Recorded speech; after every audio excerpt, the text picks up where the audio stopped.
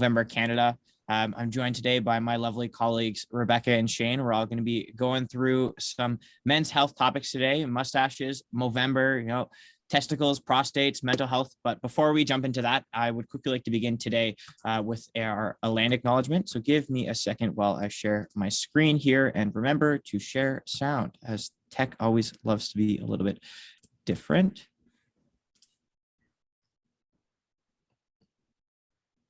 Not seeing green for the first time. Is my screen sharing here, Shane? Yeah, it's sharing. It's just not in your presentation view yet. Okay, perfect. That is the first time I've not seen green. Maybe the new Zoom update that came out. Oh, perfect. All right. So Movember acknowledges that we are gathered on the ancestral lands, treaty lands, and territories of the Indigenous peoples of Turtle Island, and pay tribute to their legacy and the legacy of all First Peoples of Turtle Island. Movember respects and acknowledges harms and mistakes of the past, and we dedicate ourselves to collaborate in partnership with First Nations, Métis, and Inuit people in the spirit of reconciliation. The path to reconciliation is definitely a long one, and there is a lot of work to do, and that's why it's super important that we are bringing Indigenous voices to the table. We do work in collaboration with Indigenous communities, to get innovative programs in place to help improve the mental health in Indigenous boys and men. And when we look at the crisis of men's health as a whole, especially mental health, the suicide crisis that we're facing has even worse rates when we look at Indigenous communities, reaching sometimes 40 times the national average in certain parts. With that being said, we'll chat a little bit about some of those programs later on in the hour, but before that, let's chat a little bit about men's health. So, Movember, mustaches, what does that have to do with men's health? Well, that's a great question. And, I think after, a tough, what has it been, 20 months now, I think it's actually a really appropriate time that we're talking about things like men's health, because although a lot of things have changed this year, some things have stayed the same. Things like prostate cancer and testicular cancer are still big issues. And things like mental health and suicide prevention are probably more important now than ever before. I think a great place to actually begin today's chat is the beginning. How did Movember begin, and why mustaches? So, Movember started not like most charities. If we jump back to 2003, it was actually started on a random Sunday afternoon. Two dudes were in a bar having a few drinks on a Sunday in Australia, and they were chatting about different fashion trends that had come and gone. They landed on mustaches and said, okay, these haven't come back, so we're going to make them come back. They gathered 30 of their friends, and they all grew a stash from Movember. They had a few rules to make it fun. So, they had to start the month clean shaven. It has to be a mustache, not a goatee, not a beard. And you have to celebrate with an awesome party and awards for the best and, of course, the worst mustaches. But, that was it. They had a bunch of fun, but they didn't raise any funds in that first year. But the guys did realize that along the way, they were on to something good. Throughout the month, random people would come up to them, ask them questions. What are you doing? What's going on with your face? Did you forget to shave this morning? Girls and girlfriends and wives definitely probably angry, and children scared of what was growing on their dad's lip for the first time. But with all those conversations, they said, what can we do to put some good with this? They were really inspired at the time by the pink ribbon movement and everything that it had done for women in breast cancer. And when you looked at breast cancer and prostate cancer back in 2003, the rates were pretty identical, but not a lot of work was being done in the prostate cancer space. So they decided to come back the next year with the goal of raising funds for prostate cancer. So, women, you have the pink ribbon and everything is done for you. And well, men, we have the mustache. And yes, they came back in that second year and starting raising funds and had the tagline, changing the face of men's health. And when you think about it, it really makes sense. You grow a mustache for 30 days, you change your face, but more importantly, changing the face of men's health eloquently describes the outcome that we're trying to achieve as a charity. Getting men engaged in their health, learning about the health risks that they face, taking action early, and actually going to the doctor. So in that second year, 450 people raised $54,000. In the third year, 10,000 people gathered and they raised $1 million. If we jump forward to 2021, over 5 million people have joined the Movember movement, and we're in over 20 countries. And yes, you're seeing that next number correctly there. We've raised over $1 billion, billion with a B. And with that, we've funded over 1,300 innovative men's health programs, with about 300 of them actually being right here in Canada.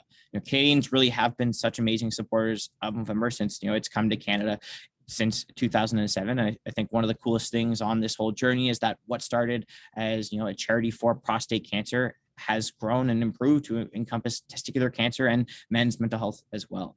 When we look at, different developments that have been made possible because of, awareness and funds raised by the amazing Mo community in terms of prostate cancer, some developments that are happening now are happening in, a 5 to 10 year period, as, before it might have taken, say, 50 years for something like that to be completed just because the awareness wasn't there. So really all we can do is say an honest thanks to everyone who does partake and support Movember, because it is going a long way. On the mental health side of things, though, I'll be honest, that's probably where we're struggling a bit and losing the battle. And we'll dive into some of those numbers today. But despite the amazing programs that are, being funded across the globe and developments that are being had, one of the main issues that remains is that men are still dying about 5 years earlier than women. And that's, largely preventable. If we look at the reasons and we look at, men's health as a whole, men, we aren't traditionally as great at taking care of ourselves and taking care of our health. We're slow to take action. We often catch cancers late. And especially when it comes to our mental health, we often isolate ourselves and suffer in silence. And as a result, men are dying too young. And that's a big part of what we're trying to fix. But, 5 years, let's put that in real terms. If we look at that in a different way, and we did the math, 5 years is actually 260 lost weekends. For a second, I'd like you to imagine what you could do with that time. I mean, it could be a lot of rounds of golf. It's a lot of time spent with family, maybe camping weekends, hanging out with friends. For me, it's a lot of episodes on different shows on Netflix, Apple TV that are all coming out. And that's not fair because I want to watch those. But, all jokes aside, men, we're missing out on life, on family, on memories. You missing out on those 5 years could be the difference of you seeing your son graduate college, or walking your daughter down the aisle, or taking your partner on that trip that you always promised them. At Movember, we grow mustaches and we have a good laugh, but make no mistake, this is for dead serious cause.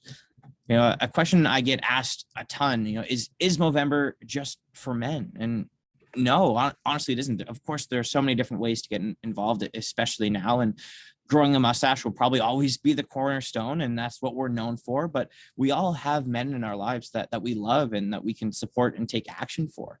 Maybe that's sharing some of the health information that you learned today, or a resource, or checking in and having a meaningful conversation with men in your lives to show them that they're not alone. Again, that's what we're really here for. We're changing the face of men's health. So yes, we're going to grow some questionable mustaches this year. I'll be dyeing mine at the end of the month to have some fun with it. But we're all about helping men live longer, healthier, happier lives. And we're changing the face of men's health. The mustache is just a Trojan horse, a conversation starter, if you will. Heck, even I had a conversation earlier this week with a ref in my hockey league because he noticed that I was a Mo bro. So instead of reffing our game, which he is supposed to be doing and gets paid for, he stood by our bench and we chatted about Movember for 10 minutes. It was absolutely beautiful.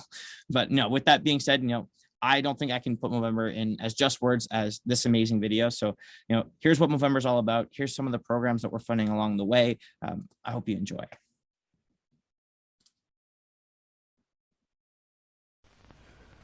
It got to a point where I kind of shut the world out. I didn't talk to anybody. It's prostate cancer that's gone all over my skeleton. And there's too many of us dying. So enough of it. All I thought was, to be a man, you had to be strong, you had to be macho.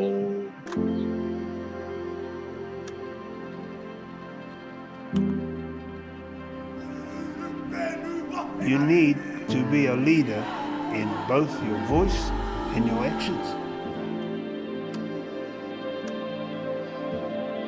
Boxing reaches some of the communities which are hard to reach. It's about supporting each other through tough times. 1, 2, double jab. Movember is not just a bike shop, but a place of healing for men. I feel like the change can come through these programs, and I've seen it change lives. Things that are could only dream about 5 years ago, even 5 years ago, are now reality in my clinic. It isn't just going to advance my own work, it's going to advance the work of a number of projects here, and that's ultimately going to lead to the advancement of a number of possible new treatments. I see this as our standard, and I could not go back, and I would not go back to an old-fashioned clinic-based follow-up for well people. Ask the right questions. So what are the right questions?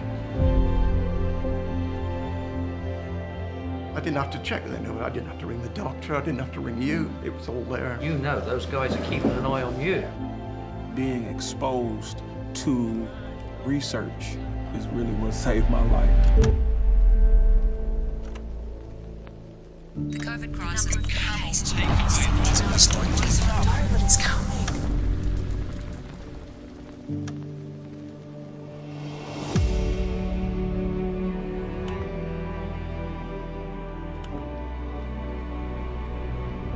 What matters is what we do today. I stand tall. I stand tall. Today. Today. I stand tall. I stand tall. For my people. For my people. When you live your life for something that's bigger than you, you'll always be a success. 1, 2, 3, let's go! Best version of us. Best version of us. For my brother. For my brother. For my brother. For my brother.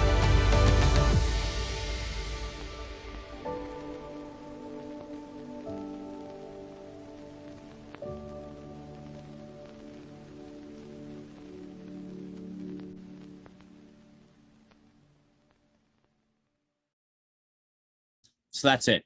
That's what Movember is truly about. And it honestly is this video, and especially, is one of the most powerful videos that I think we have put out. And I am always so proud every single time that I watch it. It truly brings so many emotions. I can't put in enough words. But with that being said, we are going to jump into some of our lunchtime favorite topics. So, testicles, prostates, again, mental health. We're going to talk about what we want you to know and how to take action. Before we quickly jump into that, though, I do just want to put a little disclaimer here. We aren't experts. We are simply health advocates, but some of these stats definitely can be a little daunting. So please, if you do need to take some time or hop away, please don't be afraid to do so. We are here for questions as well. So feel free to throw those in the Q&A as we go along, and we'll hop back to those as we get to the end of the session. But with that being said, I'm going to pass it to my colleague, Shane, who's going to take us through testicular cancer. Thank you so much, Tyler. My audio is okay, eh? Yes. Okay, perfect. Tyler, thanks for the intro. Great job. I got a little bit mesmerized by your mustache for one slide, but got back and great job. Awesome info. So yeah, like Tyler said, sorry, you can go right to the next slide, Tyler. We're going to kick things off by chatting a little bit about testicular cancer, some of the things that we should all be aware about when it comes to testicular cancer, whether you're a man or not. One of the things you'll notice as we chat through our 3 cause areas is that there's really a role for us all to play with these and kind of dual roles. So on one side of the coin, we want men to be chatting about these issues more. We want them to be more aware of it. We want them to be we want these to be on men's radar so that they can take the steps they need when they need to be taken, and they can be proactive for their own physical and mental health. But on the other side of the coin is the role that we all have to play, whether we identify as a man or not. So it's probably not going to surprise any of you to know that, like Tyler mentioned before, men are a little bit too slow to act when it comes to their own health. So we all have a bit of a role to play in making sure that we break down some of the stigmas, break down some of the misunderstandings around men's health, and keep some of these things a little bit more top of mind for the guys in our life. So yeah, like I said, some of the stuff about testicular cancer may not apply directly to you, but I'm sure that you have either a brother or a son or an uncle or a cousin or a friend or a colleague or a boss where they're going to fit into this, and important for all of us to kind of be upskilling ourselves with some of this knowledge around men's health. So like I said, testicular cancer, Tyler already said it, not necessarily our most common or favorite lunchtime discussion topic, but we're going to go there anyway. So yeah, we think that we can all be showing our nuts a little bit more love, a little bit more attention. And I think we can all say that for the men out there, they're hardworking, they never complain, and certainly always around to hang out. So let's show them a little bit more love. And let's jump into some of the numbers and stats around testicular cancer, which are on the very next slide. So yeah, most important thing to know about testicular cancer is that, like you see, it's a young man's disease. It's the most commonly diagnosed form of cancer for young men, so men between the ages of 15 and 39. And really the biggest problem that I'd like to address today, and what we often try to address at Movember, is even though it's the most commonly diagnosed form of cancer for young men, because it's not on young guys' radar, then it's not something that they're checking themselves for. So around 70% of guys either don't know how or have never checked themselves for testicular cancer. So it goes back to some of those things I mentioned earlier about guys being more proactive and more conscious of what their health risks are, depending on their age and their family history and where they're at in their own lives.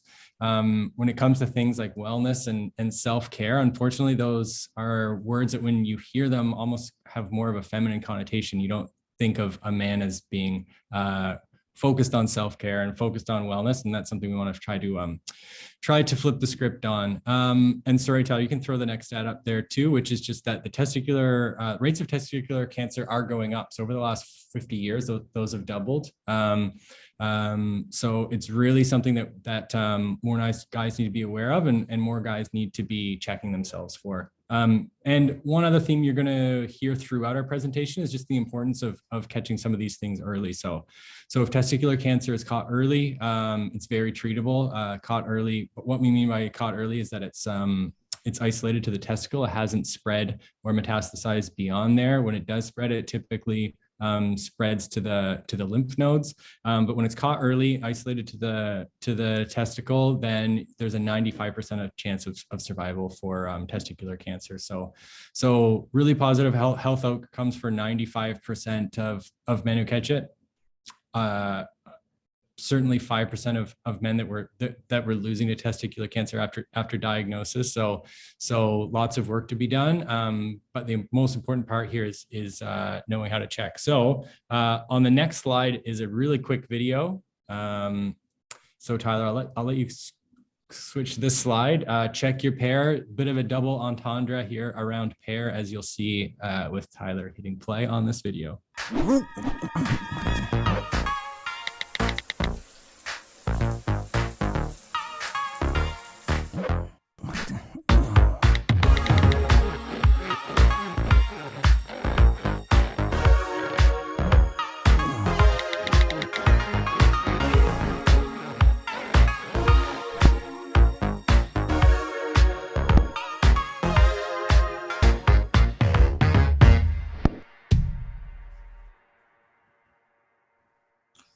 So yeah, video hopefully does a great job of explaining how to do things and what to look for, and fortunately avoids us from having to necessarily do anything digitally to give you a better idea. But really 3 things that we tell everyone to be looking out for.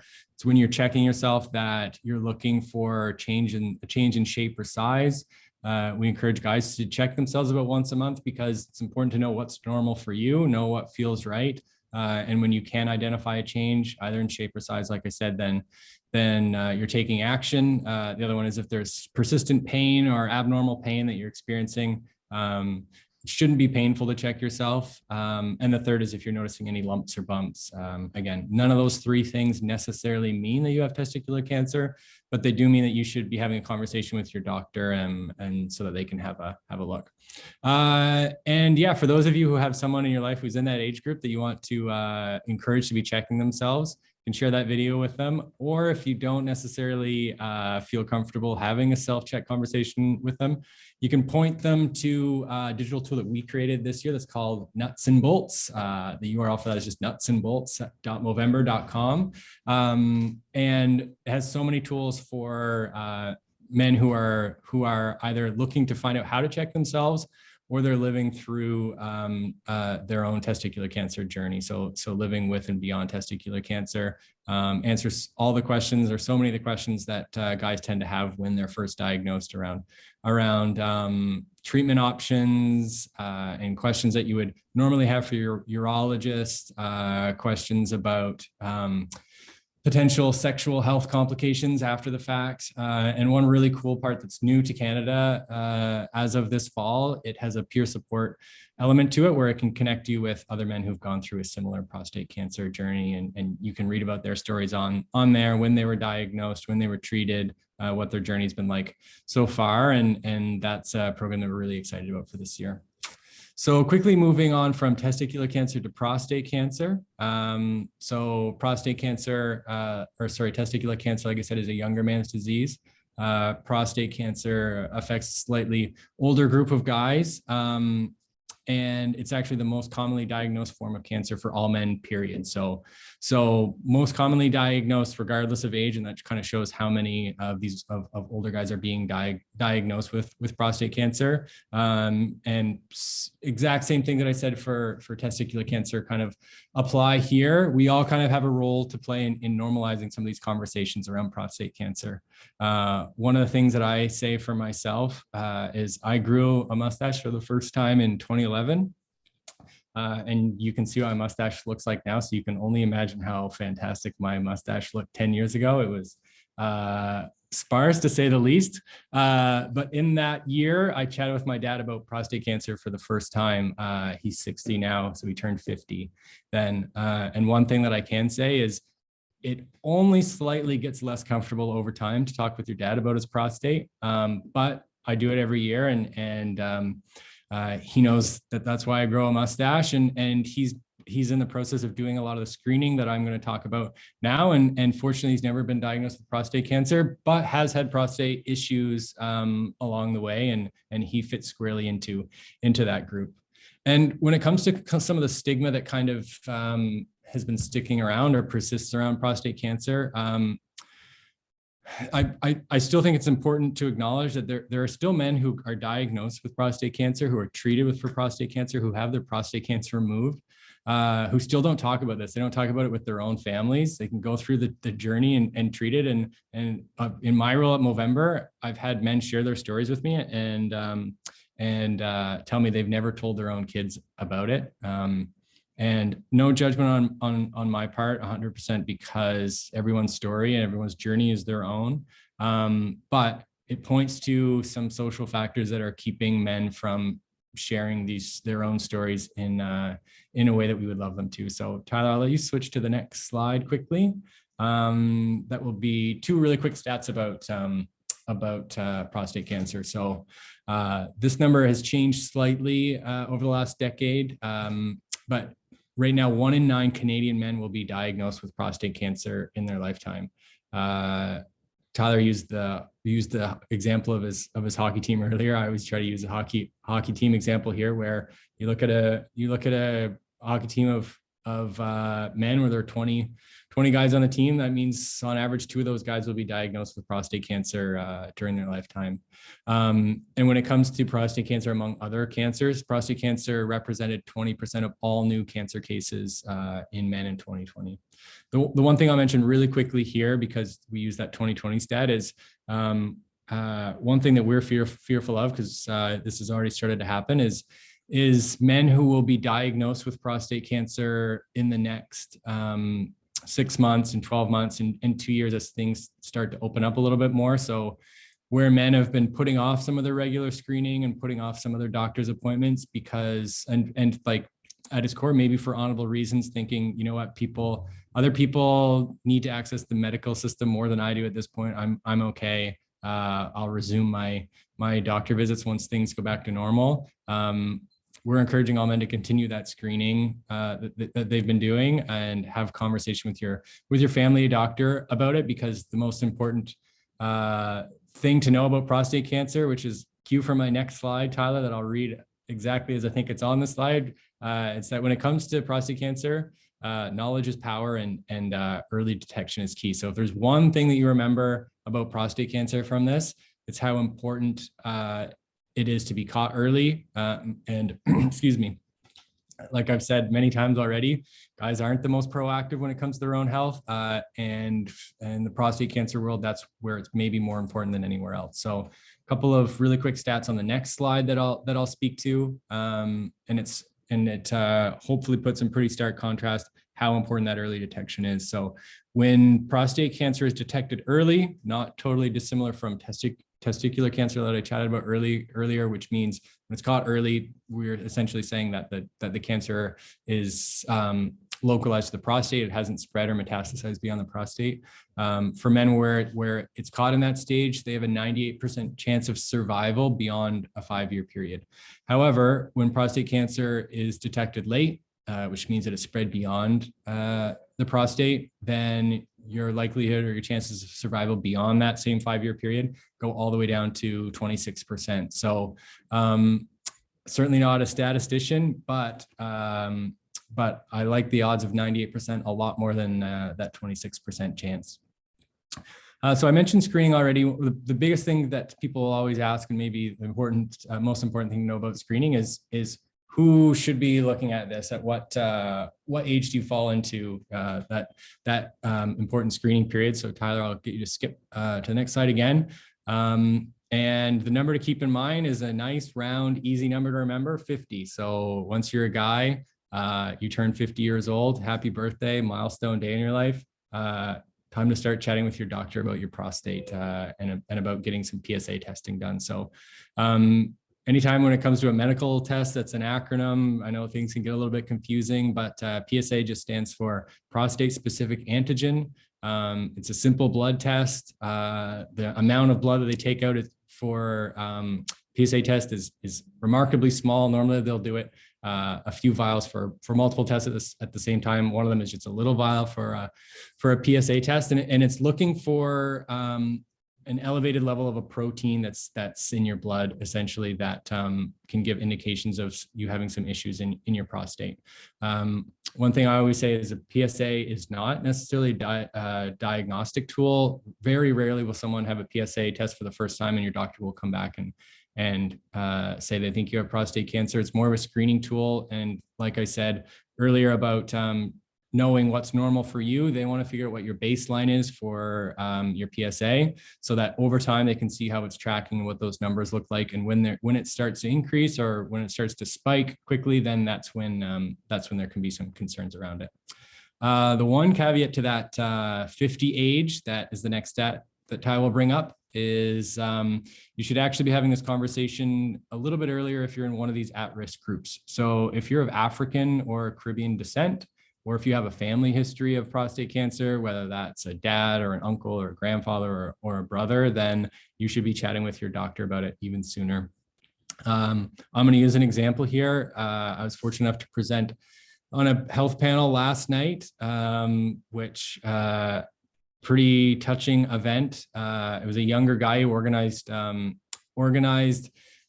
men's health talk for Movember across all of the varsity sports on campus. And I got to present with his dad, and his dad fit all of these at-risk groups. He was from Barbados.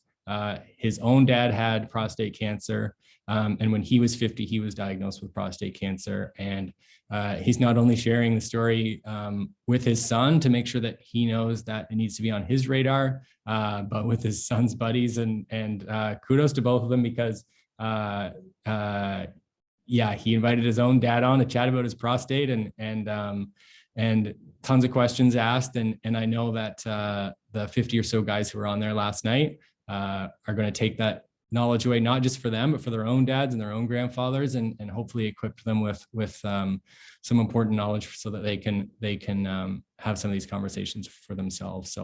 So for prostate cancer, I will probably leave it at that for now. And I'm going to hand things over to my amazing colleague, Rebecca, who's going to chat with us a little bit about mental health and suicide prevention, particularly as it applies to men.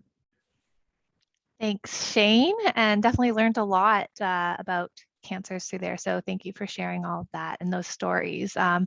as a woman, I have used those facts, specifically around prostate cancer, to have really open dialogue with my dad about prostate cancer. Seems weird, like why would I be talking to my dad about prostates? But having those facts and using Movember as sort of a reason to start that meaningful conversation, I think it's really important. And we were able to have sort of a meaningful conversation and encourage him to take prostate and prostate cancer very seriously. So thank you for those awesome facts. Now, we're going to dive into mental health and suicide prevention. Mental health, like we all sort of know what it is, but it comes with a lot of negative stigma attached to it. It comes with a lot of misunderstanding as well. That's really problematic. We all have mental health. It doesn't matter who you are. Everybody on this call, doctors, sports stars, your Uber driver, everybody has mental health. And, a huge problem is that we're not taught enough about what is mental health growing up. We're taught a little bit about physical health, maybe a little bit about our sexual health, definitely about math and science and, what a rhombus triangle is, but not enough attention or information around mental health. So what is mental health? It's super hard to define. I'm sure if we asked everybody on this call, we'd all have a little bit of a different answer, but really it's how you feel. It's your mood, it's your feelings, it's how you cope with the day's events. Just like your life circumstances are always changing, so is your mood and your feelings, your sense of being and worth. And mental health is really on the scale, on this continuum. Everything can impact and affect your mental health, like really small things like a speeding ticket or being a little nervous for a presentation to, bigger things, much bigger things like divorce, like job loss. Obviously, those things can make you feel like a little depressed, maybe anxious. But on the other hand of things, going on a 2-week vacation, reading a book, getting exercise, focusing on getting better sleep, all those things can have a positive impact on your mental health. All this to say is that it really doesn't matter who you are, where you live, how much money you make, what your job title is. We're all going to go through times where we struggle a little bit with our mental health.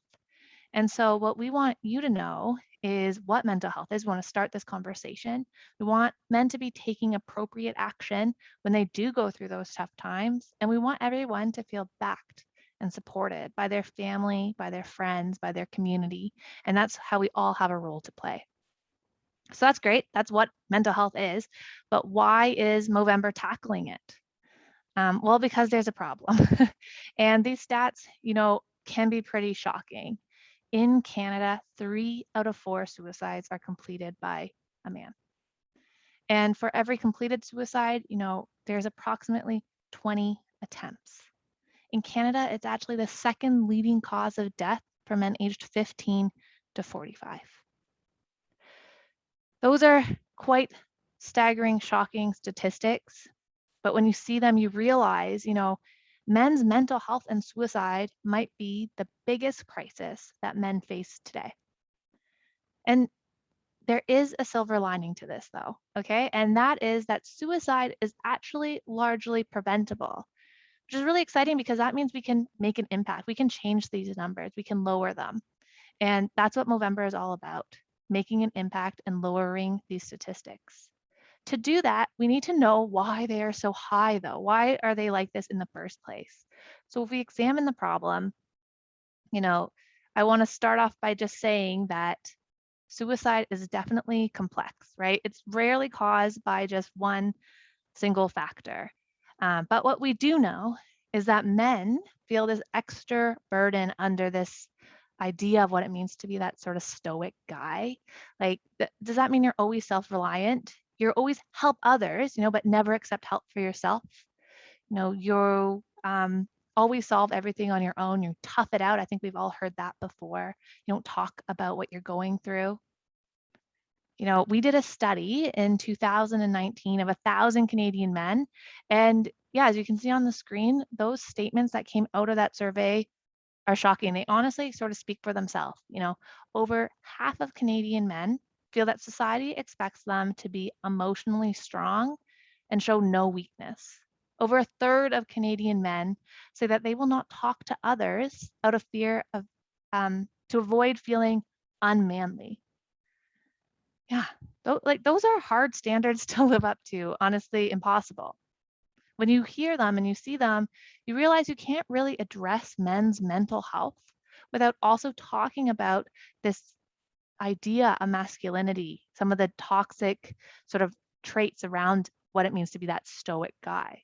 Now, there definitely are positive traits, but men are taught from like a really young age, from as boys, like from the cartoons they watch to the classroom, to the play field, to the sports field, to like some boardrooms today, that being vulnerable is a weakness, that talking about your emotions, actually just talking in general, but specifically talking about your emotions, your feelings, what you're going through, is somehow seen as unmanly. But in reality, being vulnerable and talking is super courageous. It's one of the most brave things a guy can do to help himself and to really break down the stigma around mental health.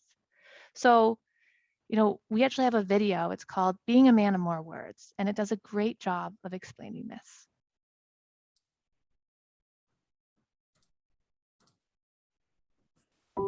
We all know a man of few words, a man who wasn't exactly gifted the gab. With him, it's always a one-sided conversation. He was once told that a picture says 1,000 words, which is why he never posts them.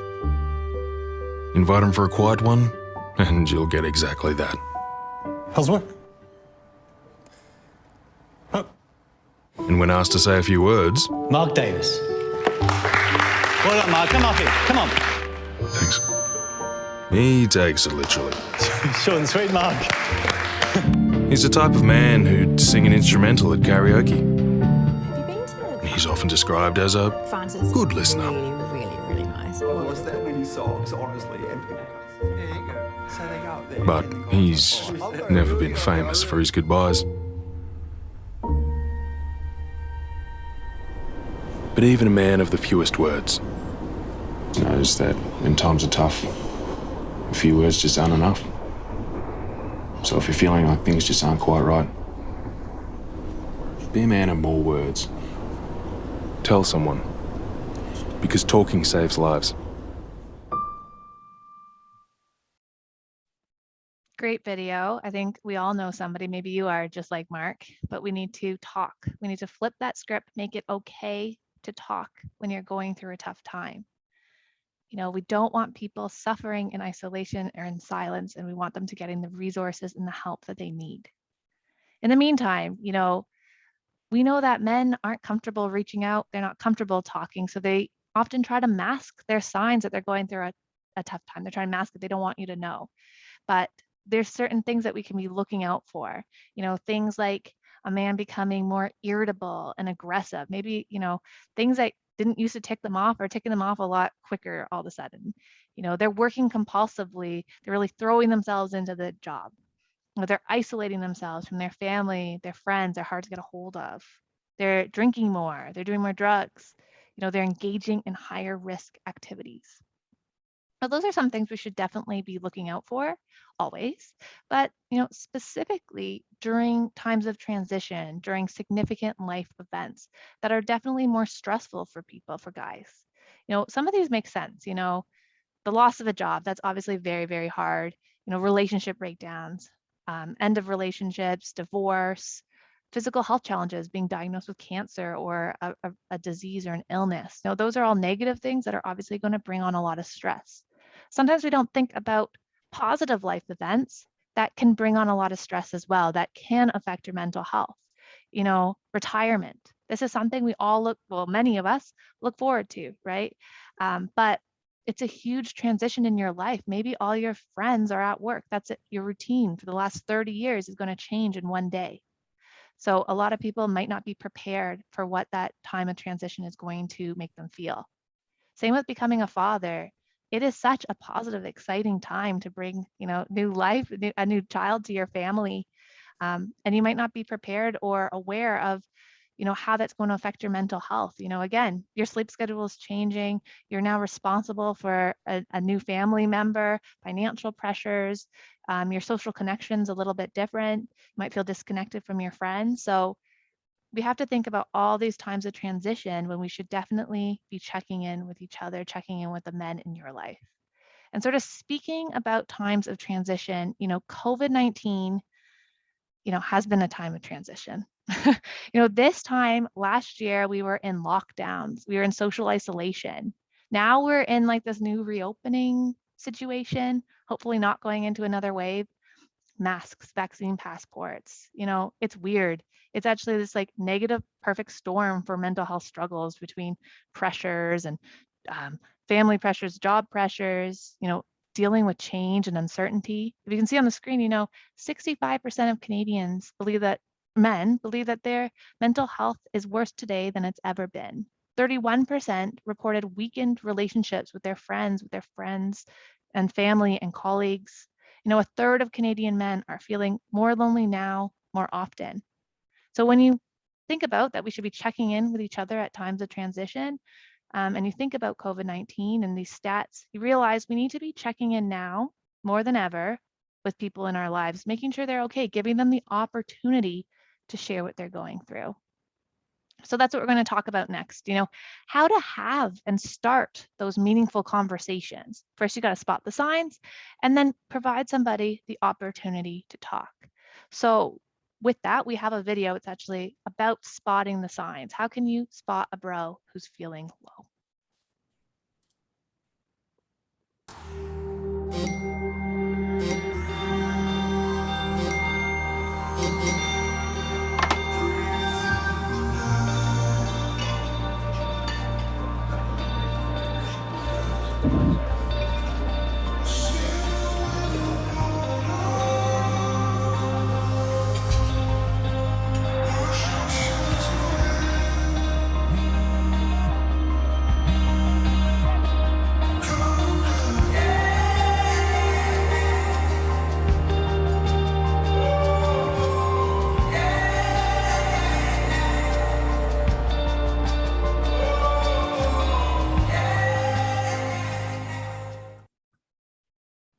What I love about that video is that it just really shows you about signs that we can be seeing in men who are going through a tough time, changes in behaviors.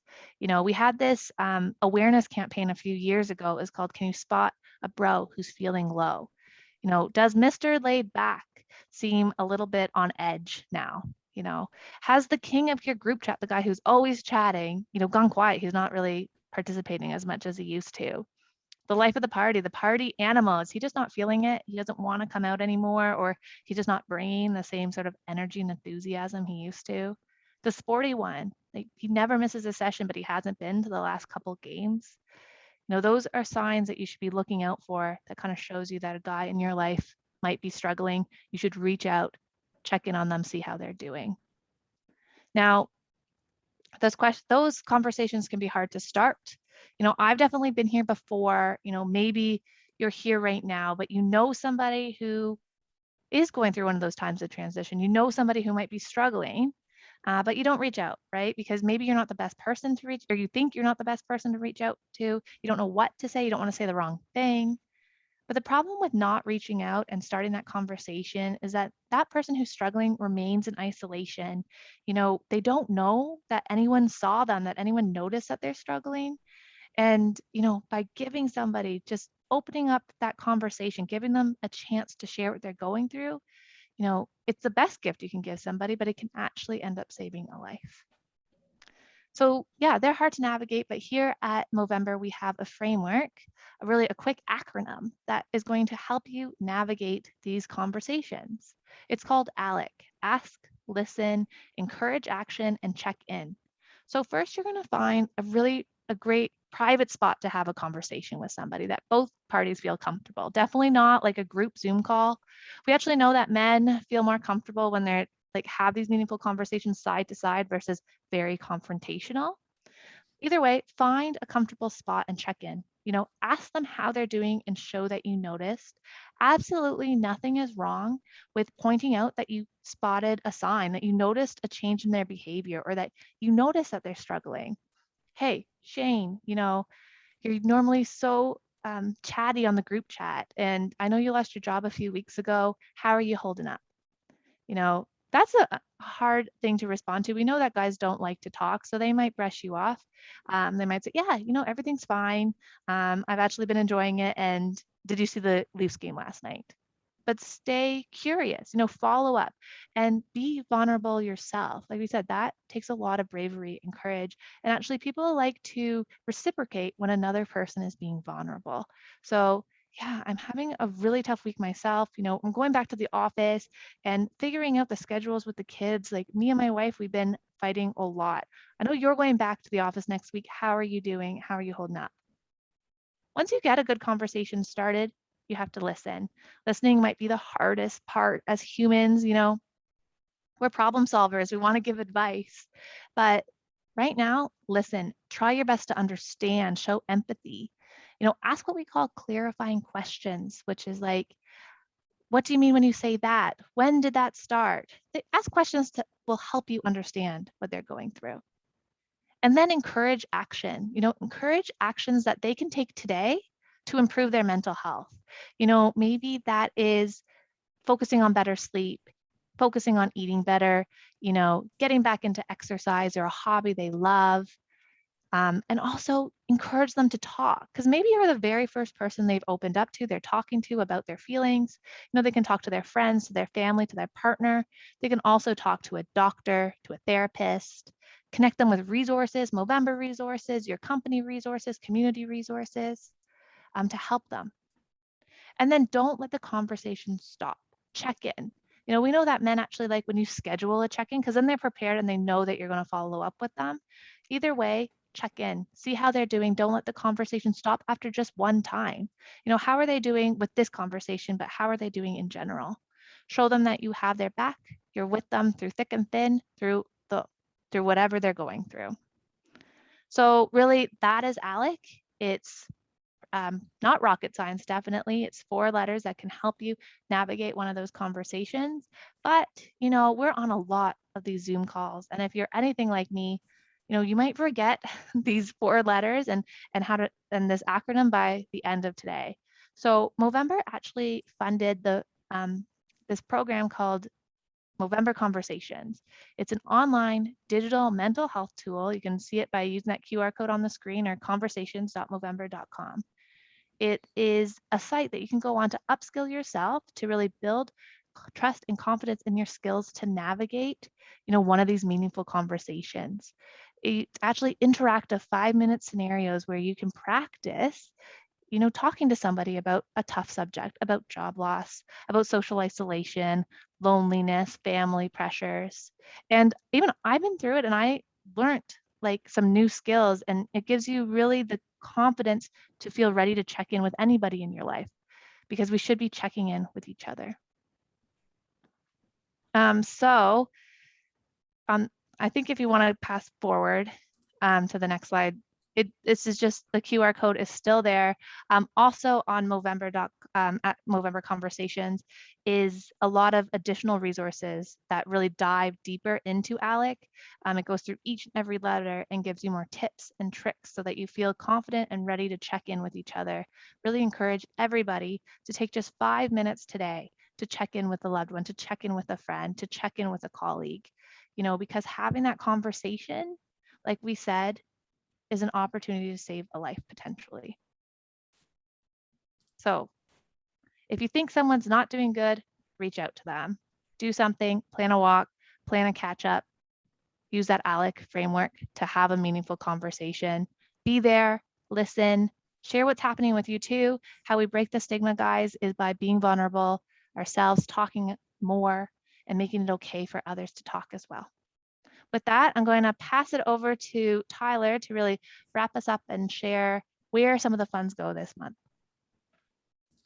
Awesome. Thanks, Rebecca. And yeah, to both of you, thank you so much for taking us through that information. Really some amazing things that, even the stats, I'm always surprised to hear them and very shocked. Something that I always have conversations with people in my life all about their mental health, especially for my dad, who's in that 50 age group, making sure that he's getting his PSA tests. But yeah, that really is what Movember is all about. We're challenging perceptions. We're making it okay for men to talk and to take action. But along the way, we are funding some very innovative programs, and none of it could be done without the amazing supporters of the Mo community. Very similar to Movember conversations and online digital tools, we also have Family Man, which is the world's first free online parenting program, which is designed for dads. In February 2020, we created the research-based, fun, engaging, and this effective parenting program that speaks to dads.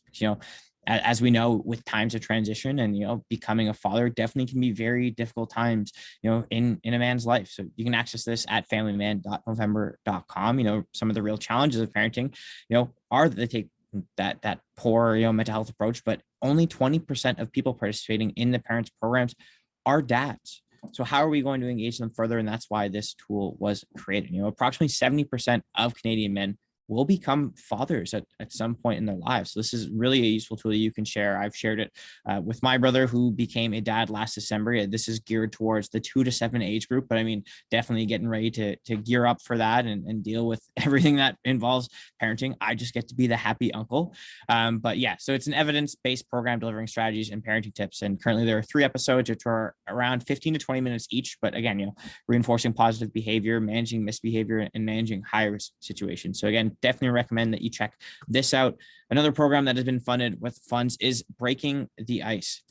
The switches, we're switching through a few, being a little slow computer today. But what is it? It is an early intervention mental health program for sporting communities, and it's aimed at youth aged 12 to 18. So this is done through sport, which is a really great place to connect with youth. And in Canada, our sport of choice is hockey, as Shane and I have chatted a little bit about already today. But this is held in teams' locker rooms. The program teaches athletes, parents, and coaches about the importance of mental health, how to spot the signs of mental health issues such as anxiety and depression, and where and when to seek support. Why does it exist? Well, around 70% of all mental health problems in adulthood have their onset before the age of 14. So it is critical to reach men while they're young. And, the research shows that organized sport is an effective way, to do so and to talk about mental health. Reaching men while they're young and equipping them with those tools is truly what is critical. I think the coolest part about this, yes, it's been delivered to already so many players, coaches, and parents, as you can see on screen. But Breaking the Ice has also become mandatory for 62,000 youth players in the Greater Toronto Hockey League this year. And, of course, our goal is to expand Breaking the Ice to minor hockey leagues across Canada, having already taken part in some parts of Northern Ontario and Alberta. So really hoping to see this thrive over the next couple of years. And, to continue with the close up, we have our Indigenous land-based program. So at the top of the hour, we chat a little bit about, some of those rates and the crisis going on there and, what we're doing to combat it. So, first we have our Young Hunters program, which has been going on for, I believe, 5 or 6 years already now, but it teaches traditional Inuit skills and knowledge to live off the land to young boys. Some of these young boys may not have the most influential father figures in their life or may not have them at all. So this, gets them hooked up with elders, and they get to go on the land for 10 days to learn, really that resilience and self-dependence. And, they go through the experience of strengthening ties to their cultural heritage, to the land and to the community. I think one of the coolest things about this program is that, boys who first took the program back when it first started have now become elders and are actually taking other, young children and young hunters out onto the land to teach them those same skills and really giving back to their communities. We also have our Churchill Wellness Center, which has been ongoing for about a year now, but officially launched in the last month or so. And the Churchill Wellness Center, provides local services local services for mental health and addiction. So it is the world's first subarctic mental health and addiction center. And before this, we would see men going to places such as Winnipeg, places in Alberta, Edmonton, Calgary, Ottawa for programming if they needed assistance. But these were not only expensive but ineffective, as they were far from their personal support networks and they lacked the emotional support after they were leaving their communities. So in order for them to get that support closer to home, this is what was created. As we said earlier, the national average there is about 4 times the national average. This is really helping us, to get them to be comfortable, to get that treatment where, they are comfortable, where they have those support networks and, where they can, hopefully the goal is for them to improve their mental health as they go through it and feel that connection. But again, that is all Movember. We're having fun and we're doing good. And there are many ways to get involved if you aren't already. Again, of course, we have growing the mustache, as you see. We are a little bit late in the month, but put it on your face. Again, walking, talking billboards. Maybe a random person will approach you and ask you why you have it on your face. You can move. Moving for your physical health is very important, but our move challenge is walking or running 60 kilometers over the month. You can still host, events, whether that's virtual. Of course, some are happening in person now with some restrictions being lifted, but please be sure to follow local health guidelines. And of course, then you can mow your own way, which is really your choose your own adventure. The one that I love, I do it through music, and then I dye my mustache again at the end of the month for some fun. But yeah, those are some of the ways, but how can you take action after today, after, this quick hour health talk and this fun? Well, of course you can sign up again and take part in one of those ways that we just mentioned. But as Rebecca mentioned, take 5 minutes, check in on a friend using that ALEC model or a colleague or anyone, and really have those meaningful conversations. Again, get moving. It's one of the best things you can do for both your physical and your mental health. Spread the word about what you learned today. Check in, with some of the older men in your life. Are they getting their PSA tests? Let the young men know that they should be checking themselves for testicular cancer. And again, have those meaningful conversations. But lastly, of course, you can always donate to help us change the face of men's health. If you have someone participating that or loved ones participating, feel free to help them and raise a few dollars for their campaign. But again, everyone, we can't thank you enough for joining us today. So I hope you enjoyed. I hope you can take something away from this. If you do have any questions, we do have the Q&A still, but feel free to email any of us at our email addresses that you see here now on screen. But again, I hope you enjoyed, and I hope you have a great rest of the day and a great weekend.